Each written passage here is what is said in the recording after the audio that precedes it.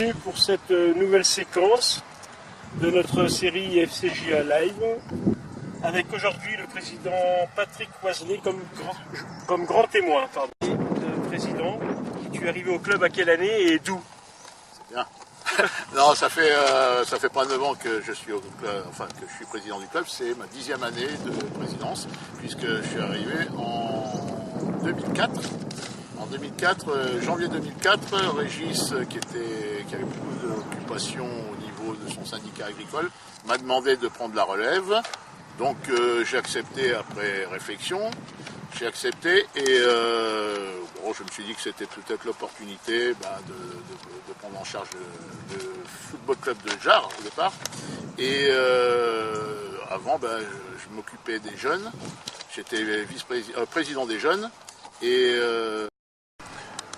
donc je suis arrivé au club en 1995. Au départ, je suivais l'équipe où mon fils jouait, comme beaucoup de dirigeants le font à l'heure actuelle. Et puis,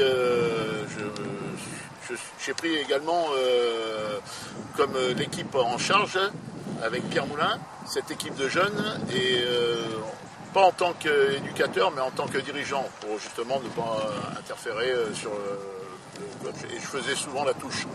Et avant d'être au foot, je jouais au tennis de table à Jars-sur-Mer et j'étais capitaine d'équipe et membre du bureau du tennis de table, ma deuxième passion. Président du SCJ, puis vient la fusion en 2009. Gros dossier. Oui, alors c'est un très gros dossier, c'est une de mes plus grosses satisfactions, surtout que la majorité de l'équipe qui était m'a suivi dans la démarche. Donc, quand je dis que c'était un très gros dossier, c'est qu'il fallait monter un dossier qui tenait la route au niveau de la Ligue pour permettre que cette fusion se réalise. Et là, sur ce dossier-là, moi je remercierai jamais assez, c'est Pierre Moulin qui a monté de toutes pièces ce dossier et qui a assumé toute la logistique qui suivait. C'est une réussite, on n'avait pas forcément le choix, c'était Avrier qui était demandeur au départ, parce que leur club allait pratiquement disparaître, et on a saisi l'opportunité, on a dit il faut le faire, parce que nous on savait que derrière tout ça il y avait très peu de jeunes à l'école de foot à l'époque, et donc on a dit il faut qu'on se lance. J'ai déçu certainement des anciens dirigeants qui étaient très attachés au club, le Sporting Club Jardais, mais d'un autre côté, je ne sais pas si on existerait encore à l'heure actuelle si on n'avait pas réalisé cette fusion. Donc c'est quand même une grosse satisfaction, une très bonne opportunité, et les résultats le prouvent. Donc une dirigeante solidaire, une entente avec Avrier parfaite, donc pas de souci, c'était ce qu'il fallait faire, et je pense. Quelle est, Patrick, ta plus grosse satisfaction en tant que président?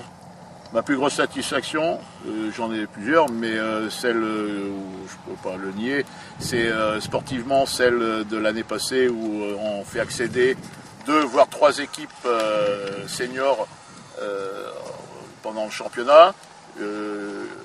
La coupe où on est allé assez loin puisqu'on était encore en compétition au mois de février, et donc 2 accessions, c'est quand même une belle performance. Et puis comme je l'ai dit tout à l'heure, ma plus grande satisfaction également, c'est que j'ai toujours la même équipe pratiquement, presque inchangée depuis la création du FCJA. Donc ça, c'est des grosses satisfactions. Quelle est ta plus grosse déception? Alors, ma plus grosse déception, il y en a peut-être plusieurs. Sur le plan sportif, je me souviendrai toujours de ce match pour l'accession en DRH, quand on évolue en PH. On joue l'avant-dernière journée à Flochamont. On mène 1-0 à la 93e minute. Il reste 10 secondes de jeu. Notre gardien, à l'époque, Fabien Lesage, dégage rapidement le ballon pour se mettre hors de danger. Malheureusement, le ballon rebondit sur le dos d'un joueur, et rebondit dans les buts et ça fait match nul et c'est Flochamont qui monte à ce moment-là. Et ça, c'était une grosse déception. La deuxième, c'est aussi une déception, c'est l'arrêt des féminines, hein, puisque ça faisait quand même 16 ans que les féminines jouaient et qui ont joué à un très bon niveau départemental et même une accession à un moment au niveau régional. Et par manque d'effectifs, elle est mise en sommeil, elle n'est pas complètement arrêtée, elle est mise en sommeil. Je sais que les filles font tout le maximum pour se relancer, pour essayer de rechercher du monde. On les encourage et j'espère que ça va porter ses fruits, mais c'est quand même une déception de ne pas être reparti cette année en championnat. Et sur le plan personnel, ma plus grosse déception, elle est très récente et c'est pour ça que je le montre. Comme tout le monde le sait, tu es un fervent supporter de l'AS Saint-Étienne. Raconte-nous d'ailleurs tes grosses épopées dans les pays de l'Est. Alors je vais raconter brièvement parce que je pourrais écrire un livre sur toutes les épopées que j'ai fait en Coupe d'Europe. C'est vrai que j'ai eu la chance de faire mon école hôtelière à côté de Saint-Étienne, à Saint-Chamond, et notre internat était donc jouxté le stade de Geffroy-Guichard. Et par chance aussi, je travaillais dans un restaurant où on accueillait après chaque fin de match l'équipe de Saint-Étienne. Donc j'ai côtoyé de très près la grande épopée des Verts. Et forcément, quand on côtoie tous ces joueurs-là, on devient un supporter indélébile, supporter à jamais, quoi qu'il arrive. Et j'ai eu la chance, avec quelques temps de libre, d'aller les suivre donc à l'étranger et dans leur Coupe d'Europe. Et j'y allais ou en stop ou en deux chevaux, enfin toujours par ses propres moyens. Et quelques petites anecdotes comme ça, je me souviens que en Yougoslavie, on s'est fait braquer c'était par la police militaire de ce pays qui était encore sous dictature, puisque c'était Tito qui était président encore. Et on avait une Kalachnikov et on a été conduit parce qu'ils ne voyaient pas des étrangers aller supporter une équipe là-bas. Et en Ukraine, c'est pareil. J'avais 2 visas, un du RSS et puis un des États-Unis, et ils pensaient que je faisais partie un petit peu de l'espionnage. À l'époque, c'était quand même encore la guerre froide. Sans ça, dans les très bons souvenirs, la finale à Glasgow, j'y étais avec un copain et mémorable. Puis Eindhoven, Salonique, je pourrais en écrire et en voir, mais voilà, on a vécu des très grands. Papa d'un fils qui ne joue pas autant qu'il voudrait par rapport à son métier, beau-père d'un ex-grand joueur du FCJA. Quel rôle joue Madame Joëlet dans la famille? C'est une très bonne question et je te remercie de me l'avoir posée.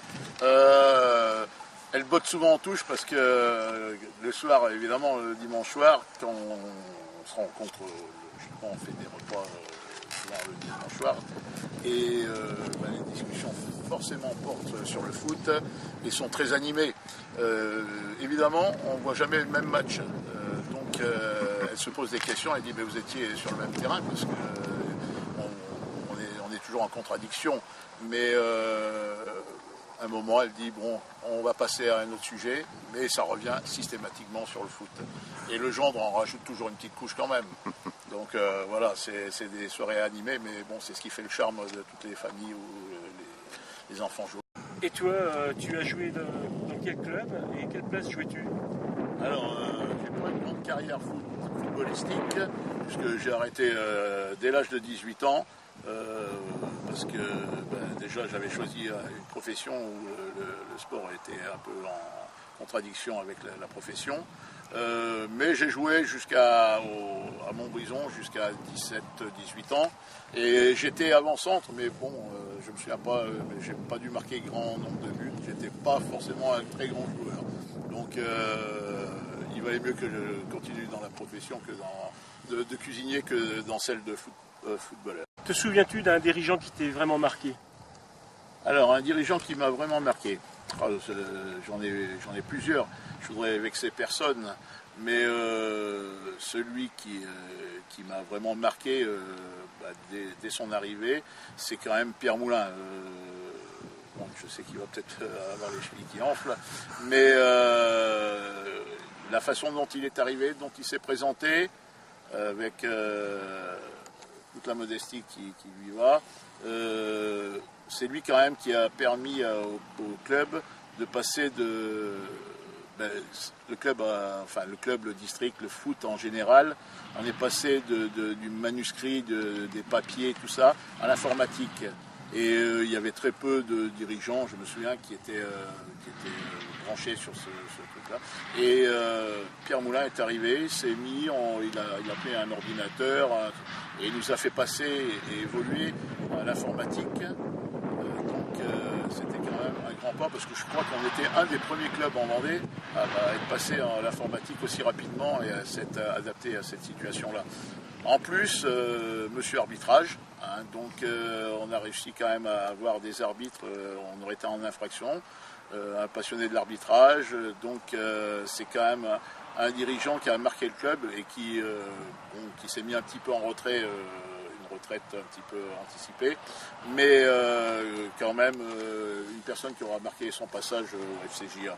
Et quelles ambitions pour le FCJA? Alors, quelle ambition pour le FCJA? Je me souviens quand j'ai pris la place de président, on était en PH. En PH, on savait qu'on aurait des difficultés parce que la fin d'un cycle arrivait, beaucoup de joueurs arrêtés, on n'avait pas de relève derrière, donc on savait que ça serait très compliqué. C'est vrai que la suite logique des choses, c'est qu'on est descendu en première division. On espérait se maintenir en première division. Malheureusement, on est descendu une nouvelle fois en deuxième division. Et en se donnant les moyens, on a fait en sorte que le club remonte le plus rapidement en première division, ce qui s'est passé donc l'année passée. Et pour que la boucle soit bouclée, ça serait bien qu'on finisse en PH pour dire que j'ai bien terminé mon mandat. Mais je n'attendrai pas si longtemps que ça pour arrêter, même si je reste en première division et j'aurais eu quand même plus de satisfaction que de déception. Merci Monsieur le Président et à bientôt sur les terrains. Merci Monsieur Verdon et à bientôt sur le banc de touche dans le calme et la